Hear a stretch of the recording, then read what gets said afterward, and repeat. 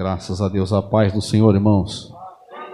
Louvado seja o nome do Senhor. Faça também as palavras do missionário também. Muito bom ter novamente a irmã Yara conosco. É muito bom para nós, é motivo de alegria, porque ali nós vemos a mão de Deus, irmãos. Louvado seja o nome do Senhor. Gostaria de pedir aos amados que abrisse a Bíblia Sagrada no Evangelho de João, no qual nós estamos estudando. Agora nós vamos pular o capítulo 17 e nós vamos estudar o capítulo 18. Por quê? Na outra lição nós verificamos o capítulo 16. Porém, o capítulo 17 nós já estudamos aqui. Já tivemos um culto de ensinamento falando sobre a oração sacerdotal de Jesus. Só para os irmãos não ficar vago, João 17 é uma oração. Se o irmão estiver meditando na Bíblia, os irmãos vão ver que Jesus está orando. É um capítulo 17, um capítulo inteiro, onde Jesus está orando, falando com Deus Pai. E hoje nós vamos ver o capítulo 18, irmãos. Vamos dar uma olhada. João, Evangelho de Jesus, capítulo 18. Glória a Deus. Jesus é preso no Getsemane. Vamos falar sobre a prisão de Jesus nesta noite, irmão. João, capítulo 18. O missionário já colocou aqui para auxiliar os irmãos. E nós já vamos fazer aqui a leitura para iniciarmos o nosso estudo nessa noite. Tendo Jesus dito isso, saiu com seus discípulos para além do ribeiro de Cedrão, onde havia um horto, no qual ele entrou com seus discípulos. E Judas, que o traía, também conhecia aquele lugar, porque Jesus muitas vezes se ajuntava ali com seus discípulos. Tendo, pois, Judas recebido a corte e oficiais dos principais sacerdotes e fariseus, veio para ali com lanternas e alchotes e armas, sabendo, pois, Jesus todas as coisas que sobre ele haviam de vir, adiantou-se e disse-lhes: a quem buscais? E responderam-lhe: a Jesus, o Nazareno. Disse-lhe Jesus: sou eu. E Judas, que o traía, estava também com eles. Quando, pois, lhes disse: sou eu, recuaram e caíram por terra. Amém? Podeis tomar assento, amados, em nome de Jesus. Vamos estudar, vamos meditar, fitos na palavra de Deus, amados. Vamos aprender da Bíblia Sagrada, o nosso professor, que é o Espírito Santo. É o Espírito Santo que é o nosso professor. Não se esqueça disso jamais. Irmão Zé Luiz é um de nós, é um membro da igreja. O nosso professor é o Espírito Santo de Deus. Porque nós já aprendemos aqui que ele é o que, irmãos? Uma pessoa. O Espírito Santo é uma pessoa. Ele é Deus. Ele é Deus conosco. Ele está conosco nesse instante. Por que é que nós estamos aqui na igreja? Pela intervenção do Espírito Santo. Foi Ele quem nos trouxe aqui. Se não fora Ele, nós não viríamos aqui. Por quê, irmãos? Porque a inclinação da nossa carne é o quê? É humana. O nosso corpo pede para ficar em casa. E o nosso espírito pede para estar aqui. E o Espírito Santo, ele testifica com o nosso espírito. Nós já estudamos aqui, nós já vimos que nós somos seres intrínsecos. Nós temos corpo, alma e espírito. E lá, na carta que escreveu Tércio aos Romanos, dita por Paulo, ele diz o quê? Ele diz que o Espírito de Deus, com letra maiúscula, testifica com o Espírito do homem, com letra minúscula. Então, o Espírito de Deus, ele vincula-se ao Espírito do homem e o convence a buscar a Deus. Por que uma pessoa reconhece os erros? Porque o Espírito Santo vai falar com ela. Se o Espírito Santo não convencer o homem dos erros, jamais ele vai enxergar o erro. Nós estudamos aqui na lição passada. Quem convence o homem do pecado? O Espírito Santo. Não é o pastor, nada. Não é a Bíblia, porque a Bíblia ela fica parada aqui, ó. Você tem ela na tua casa, ela fica lá. Você pega para ler, mas ela fica lá. Não é ela que convence o pecador. Quem convence é o Espírito Santo. E ele está contigo, ele mora com você. Ele habita dentro de você. Ele está o tempo todo com você. Ele não te larga de jeito nenhum. Irmão Zé Luiz, prova isso? Prova sim. Jesus, quando parte para o Pai, ele disse, só eu vou. Os discípulos começaram a se entristecer, lembra? Na lição passada. Os irmãos se lembram que nós falamos aqui? Que quando Jesus fez a última pregação, a última santa ceia ali, os discípulos já começaram a ficar tristes. Porque Jesus ia partir. Eles começaram a se entristecer. Jesus bom que é, amoroso que é, imediatamente ele consolou o seu discípulo. O que ele disse? Eu vou sim. Eu não vou ficar aqui. Eu não sou daqui. Eu vou para lá, para o meu lugar. Só tem uma coisa. Eu não vou deixar vocês sozinhos. Vocês não vão ficar órfãos. Eu vou enviar outro consolador. Quem que é esse outro consolador? Já aprendemos. No capítulo 16 de João. O outro consolador é o Espírito Santo da verdade. É o Espírito Santo de Deus. Amém? Vamos iniciar então nesta noite, direto para o capítulo 18.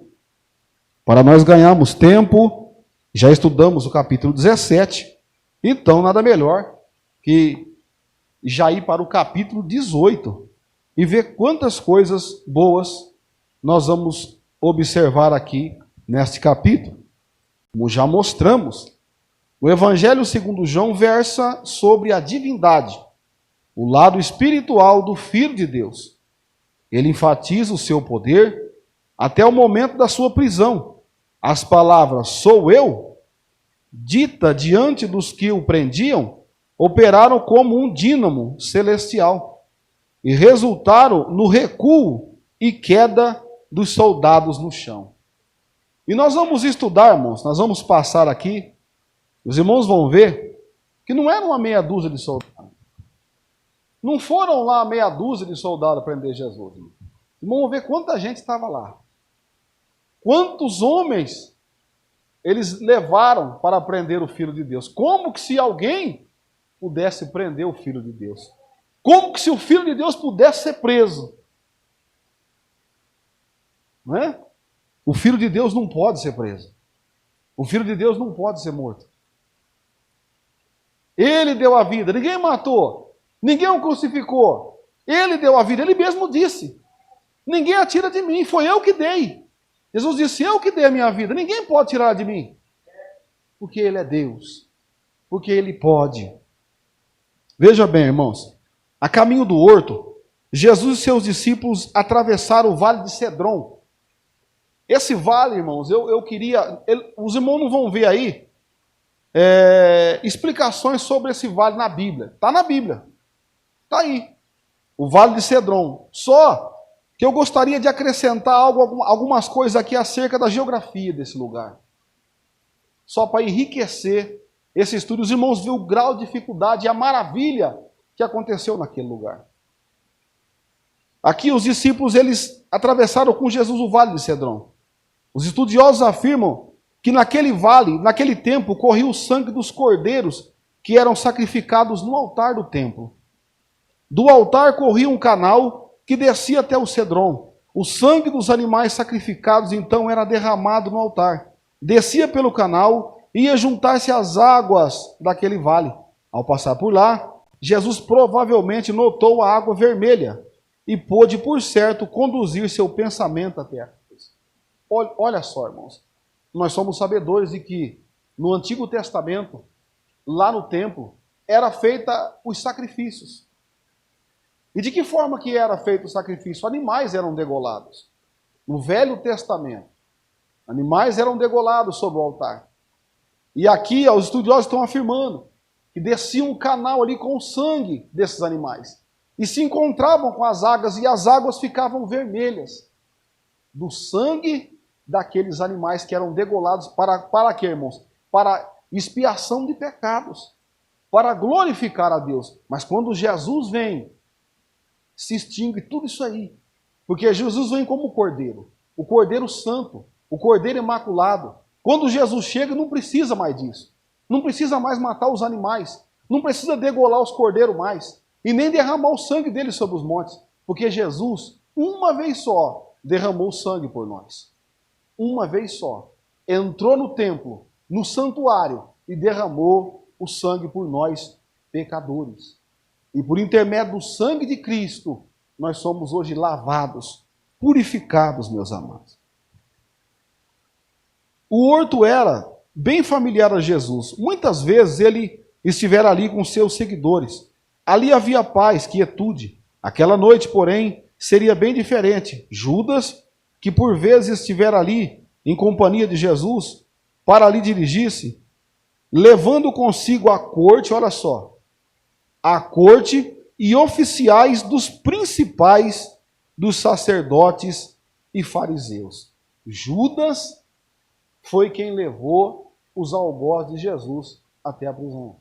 Mas isso era o que, irmãos? Era o plano de Deus.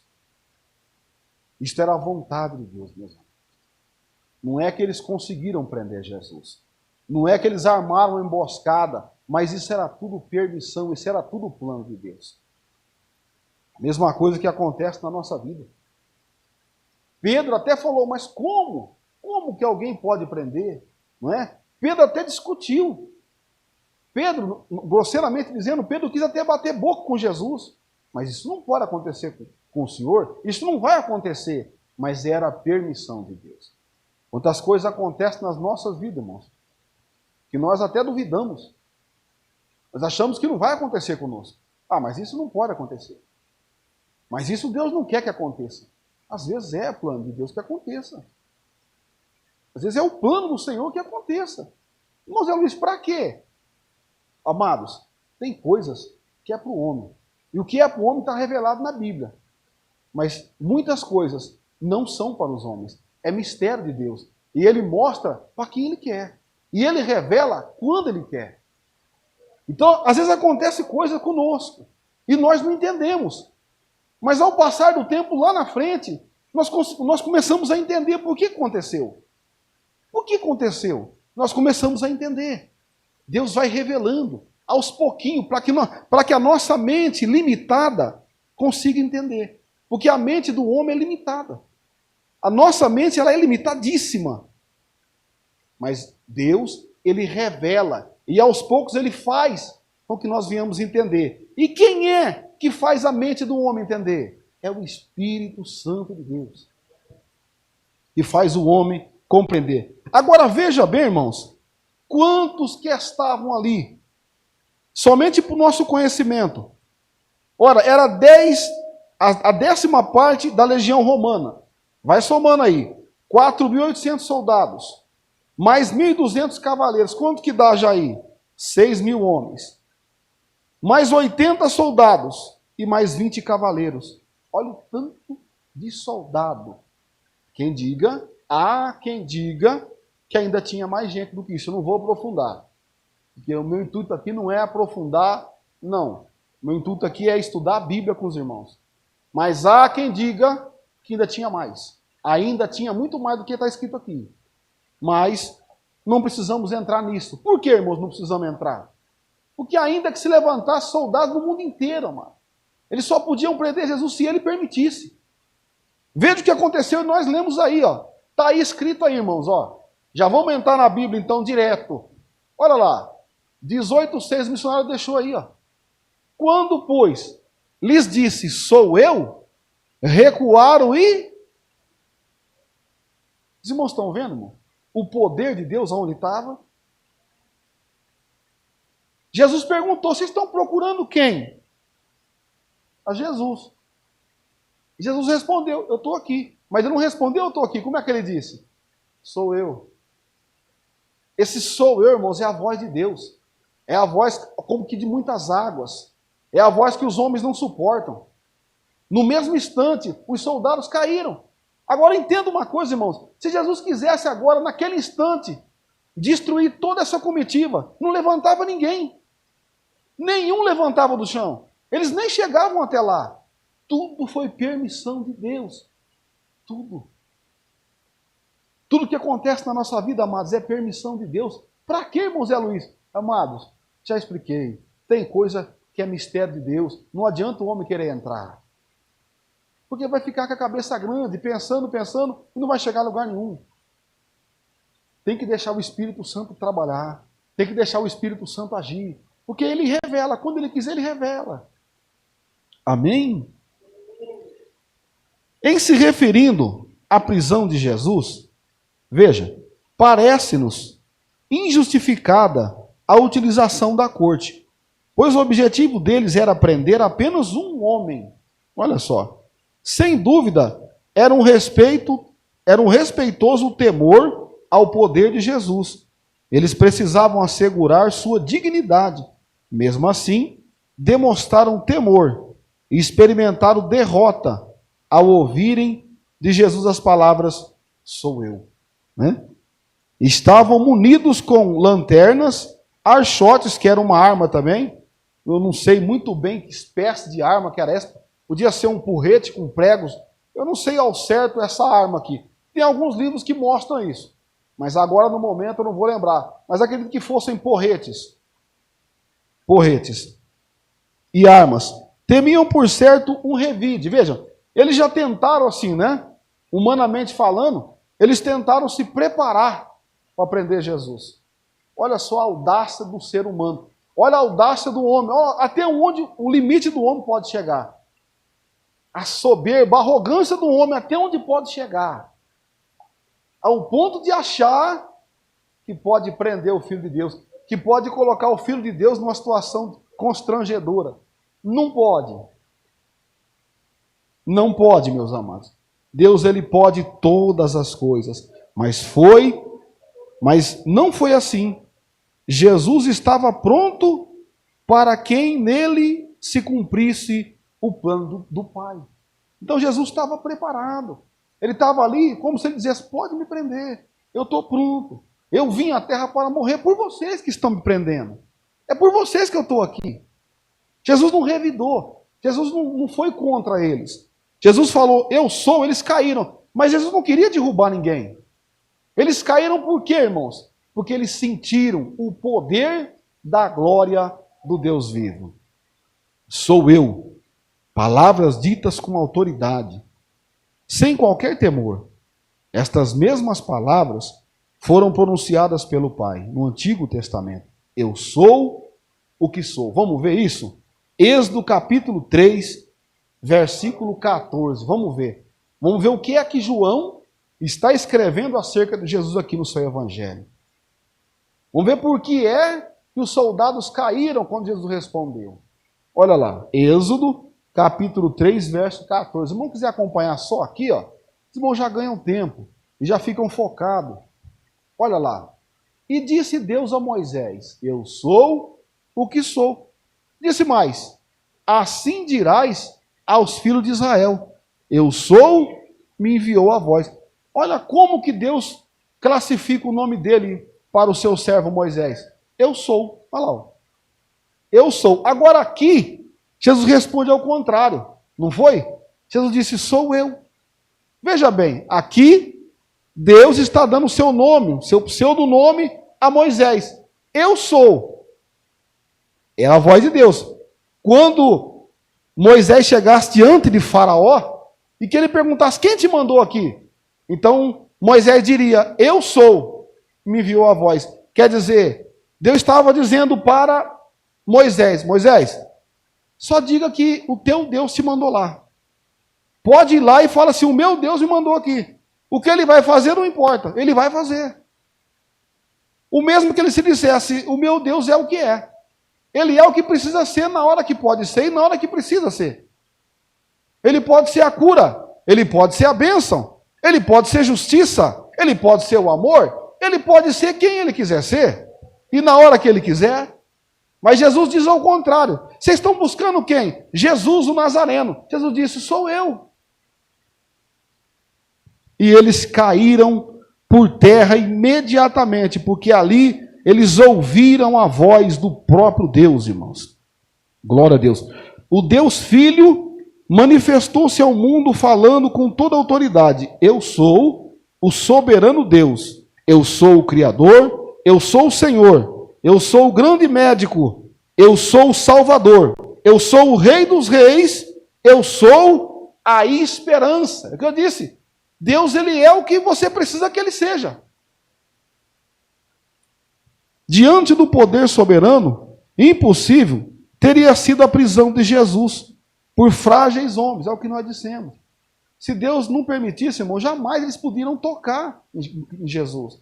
Mas Deus permitiu que eles fizessem isso aí.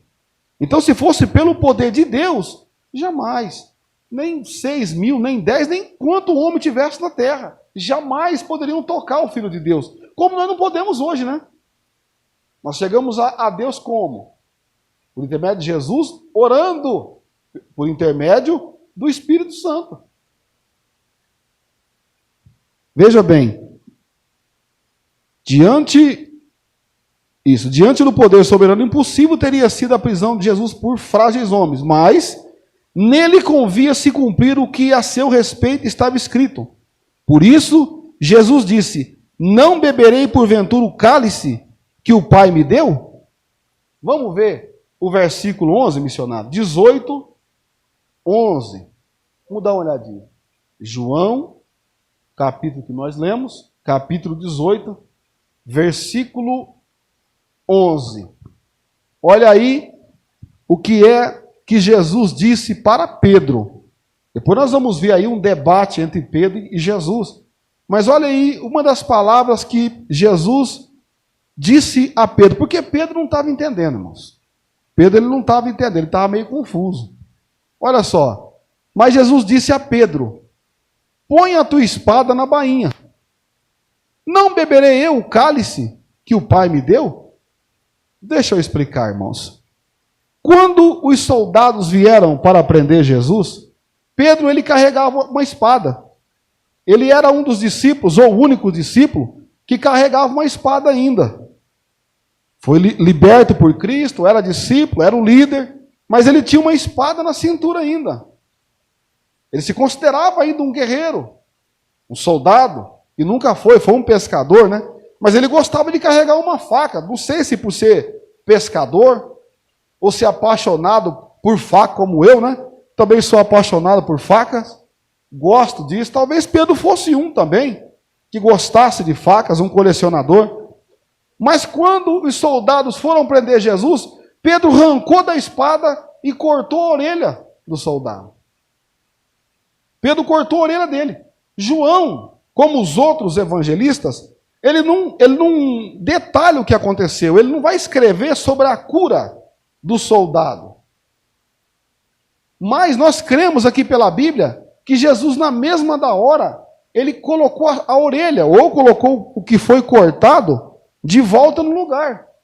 Ele restaurou a saúde do soldado que foi agredido, que foi alvejado. Por quê? Porque não era para revidar. Não era para retrucar.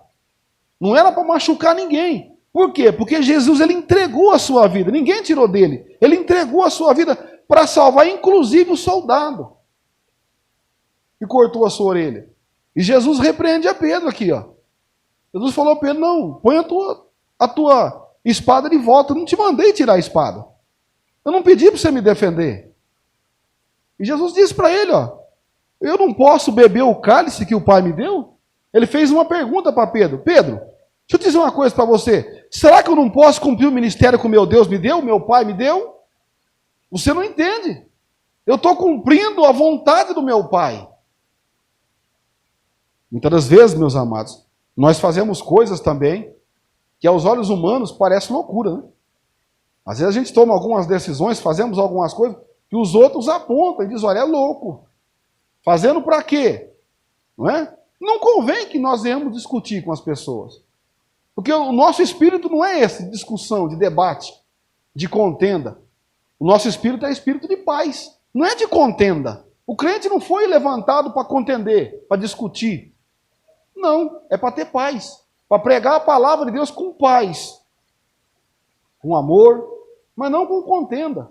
Mas Pedro achou que com a espada que ele tinha, ele podia defender o beste, né? Talvez o fez inocentemente, não quis agredir ninguém, talvez o fez por amar Jesus, mas fez errado. Amém? Não devemos agredir as pessoas quando elas falam mal. Quando elas falam mal da Bíblia. Por exemplo, quando elas falam mal de pastores, quando elas falam mal de evangélicos, de crentes, de cristãos, não devemos agredir as pessoas nem com palavras. Devemos orar por elas. Entregar na mão de Deus e orar por elas. Não devemos agredir. Assim como Jesus repreendeu na hora a Pedro. Pedro, todavia, cheio de revolta, olha, ele estava bravo. Tinha espada, desembanhou e feriu o servo do sumo sacerdote, cortando-lhe a orelha direita. E o nome do servo era Malco. Vamos dar uma olhada. João 18:10, é um versículo antes. 18:10. Então Simão Pedro, que tinha espada, desembanhou e feriu o servo do sumo sacerdote, cortando-lhe a orelha direita, e o nome do servo era Malco. Por que está escrito o nome era Malco? Porque João conhecia ele. Porque o homem que escreveu esse evangelho de Cristo, João, o apóstolo João, ele conhecia Malco. Por isso que ele deu o nome dele. Amém? Vamos dar sequência. Versículo 15, né? Tá bem? Vamos ver o versículo 15, missionário? Antes de eu continuar aqui, vamos lá para o versículo 15. Olha aqui. E Simão Pedro e outro discípulo seguiam a Jesus. E esse discípulo era conhecido do sumo sacerdote. E entrou com Jesus na sala do sumo sacerdote. Está vendo aqui? Então quer dizer, esse outro discípulo aí pode ter sido João. Ele conhecia Malco, ele conhecia a família do sacerdote e do sumo sacerdote. Por isso que ele deu o nome para o soldado, porque ele conhecia. A Bíblia não revela ali, ó. E Simão Pedro e outro discípulo. Os historiadores acreditam que esse outro era João, o mesmo que está escrevendo aqui. Glória a Deus. E é possível que conhecesse também o servo deste, pois mencionou o seu nome. João não narra a cura feita por Jesus, mas sabemos que ele de imediato curou o homem ferido e admoestou a Pedro. Irmãos, já pensou se nós saíssemos cortando, esfaqueando, esmurrando todo mundo que falasse contra a igreja, contra os crentes, contra a Bíblia? Você já imaginou? Não, né, irmãos? Não foi para isso não é para isso que servimos a Deus, não. De posse de Jesus, os guardas levaram-no para ser julgado e condenado à morte. Eles ignoravam que todos os seus atos concorriam para o cumprimento da profecia messiânica. Na verdade, eles estavam sendo usados por Deus para a conquista da maior vitória de todos os tempos. Olha, a vitória sobre a morte, a vida eterna. Olha, irmãos, a prisão do Cristo, Pedro vai e corta a orelha de alguém, soldados caindo no chão, tudo isso, irmãos, para a glória de Deus. Tudo para a glória de Deus. Deixa eu te dizer uma coisa, deixa eu ser profeta na tua vida essa noite. Eu posso, por um instante, ser profeta, deixar o estudo de lado. Eu queria ser profeta para você nessa noite. Tudo isso que aconteceu na tua vida é para a glória de Deus. Tudo, tudo, tudo, tudo. Tudo que aconteceu na tua vida até hoje é para a glória de Deus. É para que o nome do Senhor seja glorificado. Aleluia. O julgamento de Cristo. Vamos ver um pouquinho sobre o julgamento de Cristo. Primeiro os homens julgaram a Cristo. Mas vai chegar o dia que os homens serão julgados. Eles julgaram primeiro. Mas vai chegar o dia que eles e nós seremos julgados também. Na lição 6, já analisamos uma lista de julgamentos os quais Jesus foi submetido. E no texto 5 da referida lição se encontra a discriminação das acusações. Cristo foi julgado perante os judeus, sumo sacerdote Sinédrio, e os romanos, Pilatos e Herodes, foram julgamentos religiosos e civis. Quer dizer, não estava só ali os judeus, né? Os hebreus, estavam também os políticos ali. Jesus foi exposto diante de todos. Porque a vitória de Cristo, ela tinha que ser vista por todos. Da mesma forma que é a vitória da igreja quando Jesus voltar. Quando Jesus voltar nas nuvens, todo olho vai ver. Todo olho vão ter que ver Jesus voltando para buscar a sua igreja. Agora vamos analisar o julgamento do Senhor Jesus Cristo, segundo as palavras do evangelista João. Glória a Deus. Cristo perante Anás. A primeira pessoa a se defrontar com Jesus foi Anás, do templo de Jerusalém. Ele queria ser o primeiro a comemorar, olha só, a prisão de Jesus. Tratava-se de um homem poderoso e rico. Sua riqueza fora adquirida por meios ilícitos. Era sogro de Caifás e sumo sacerdote. Anás, olha só, ele queria comemorar a morte de Cristo. O julgamento de Cristo perante Anás foi vergonhoso, um fiasco, verdadeira zombaria da própria justiça. Os interesses egoístas do sumo sacerdote e dos seus auxiliares estavam ameaçados.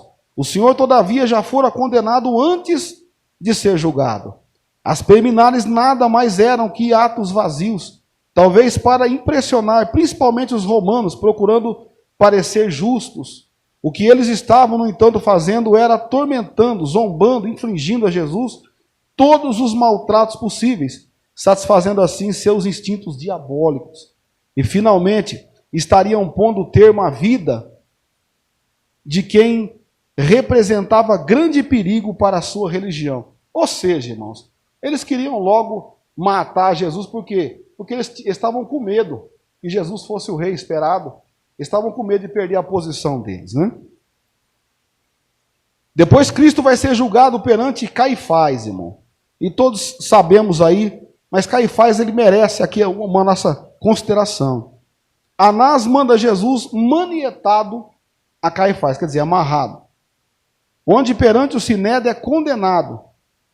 No mesmo instante, Pedro nega a Cristo. Olha lá, Pedro que batia no peito, que fazia, que cortava a orelha, no mesmo instante ele negou a Jesus. A maior parte deste trecho envolve a pessoa de Pedro.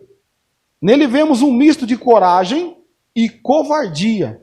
Não tivesse ele se misturado com os infiéis, por certo não teria caído. Esta é, sem dúvida, uma preciosa lição para nós. Procuremos estar sempre perto de Jesus. Só assim evitaremos cair espiritualmente. Por quê que Pedro caiu? E aqui o autor está dizendo que ele se misturou. Porque ao que Jesus foi preso, ele se afastou.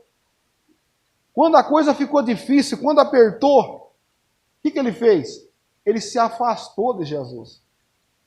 Um dia ele falou: Senhor, aonde o Senhor for, eu vou junto. Aonde o Senhor for, eu estou no meio, eu estou junto. Mas quando apertou, ele se mandou e negou Jesus. Por isso caiu. Cristo perante Pilatos. Depois de enfrentar a justiça dos judeus, Cristo foi levado a Pilatos, governador romano, homem de moral débil, né? Um homem bem falho. Como governador, Pilatos foi um fracasso. Cometeu muitos erros. Não gostava de modo algum dos judeus. E nem estes dele. Não era bem quisto pelo imperador de Roma, Tibério. Pilatos pretendeu fugir à responsabilidade do julgamento de Jesus. Quis entregá-lo aos judeus, para que o julgassem de conformidade com as suas leis. Todos correndo, irmãos. Missionário. João 18:33. 18:33. Notemos as duas perguntas de Pilatos a Jesus. Tornou, pois, a entrar Pilatos na audiência. E chamou a Jesus e disse-lhe: Tu és o rei dos judeus? Olha a pergunta que Pilatos faz para Jesus. Está preocupado, né? 18:33. Que é que é a verdade? Olha, 38 agora, missionário. Por gentileza. 18, 38. Disse-lhe Pilatos, que é a verdade? E dizendo isso, tornou a ter com os judeus e disse-lhes, não acho nele crime algum.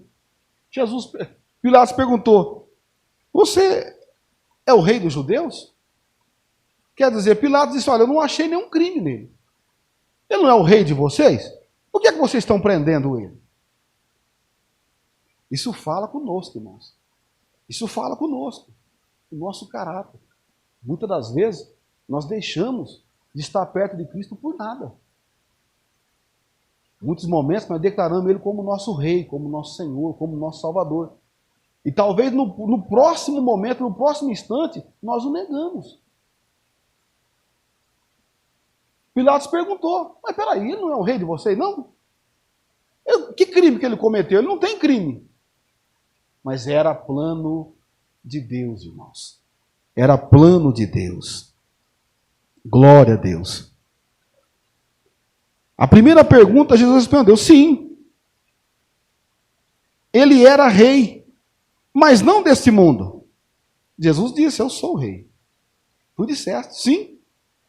A segunda pergunta ficou sem resposta. Ele mesmo era a verdade. Mas não importava responder a Pilatos, uma vez que ele não estava disposto a seguir a verdade. O versículo 40, vamos lá, missionário, 40.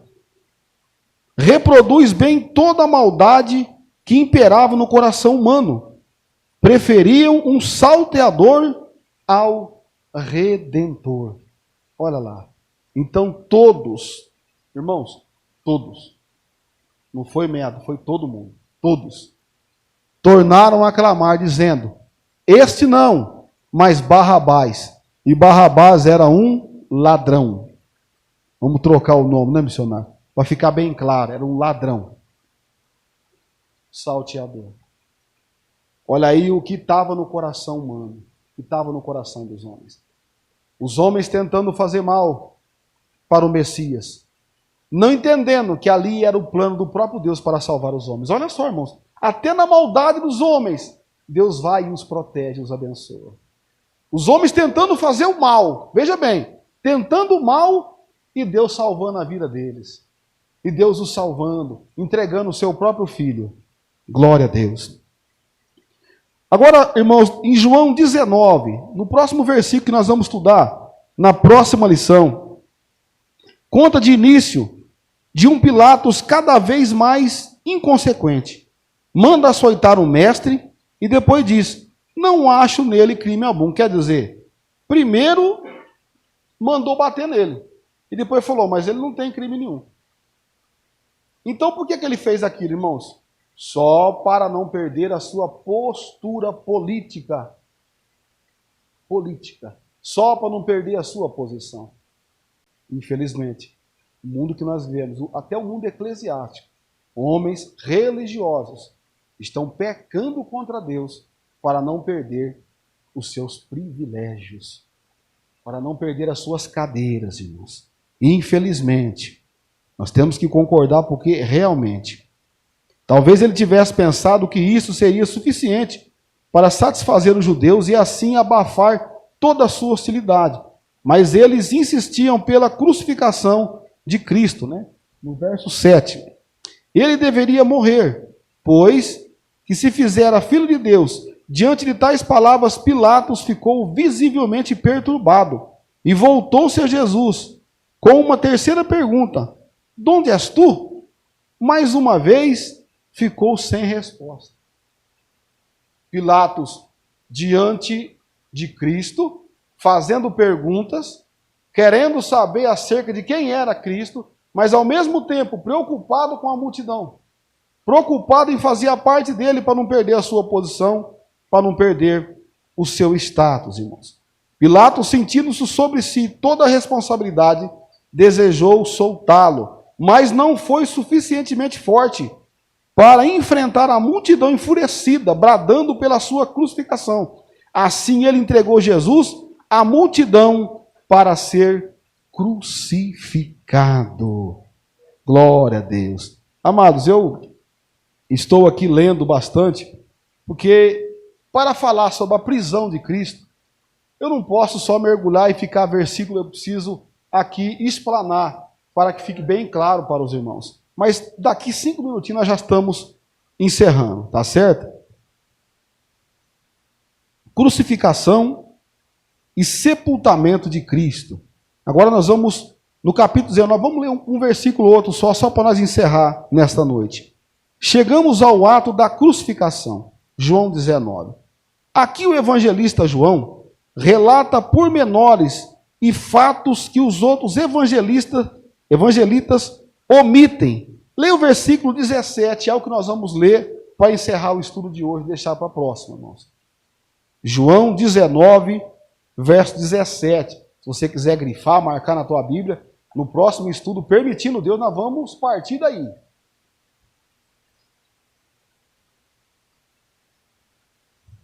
Vamos dar uma olhada. A crucificação e o sepultamento de Cristo. Nós vimos o julgamento. E agora nós vamos ver a crucificação e o sepultamento. Olha lá, João 19 e 17. Elevando ele às costas a sua cruz, saiu para o lugar chamado Caveira, que em hebraico se chama Gólgota. Ou seja, irmãos, a multidão e os governadores que estavam ali, os líderes religiosos, tiveram a oportunidade de soltar Jesus, de deixar Barrabás preso, que era um malfeitor, que devia para a lei. O que é que Jesus devia? Nada. Mas soltaram um ladrão. Preferiram um ladrão a Cristo. E aqui, depois do julgamento, foi sentenciado. E com a cruz nas costas, saiu a caminho do Gólgota, para ali derramar o sangue carmesim, para nos dar vida. Para que todos os meses nós vemos aqui e celebramos a Santa Ceia. Amados, a Santa Ceia é um ato importantíssimo. Santa Ceia é um ato de extrema importância para nós. Veja a importância que tem, irmãos, a Santa Ceia do Senhor. Por isso que muitos, quando chega na semana de Santa Ceia, se preparam. Faz uma semana diferente. Por quê? Porque Jesus tomou aquela cruz nas costas e desceu ao caminho do Gólgota. Ele não devia nada. Ele não maltratou ninguém. Ele não tinha pecado. Ele era puro. Mas ele preferiu tomar todos os nossos pecados e todo aquele peso e desceu com ela sozinho nas costas, levando o meu e o teu pecado e derramando o seu sangue para nos purificar.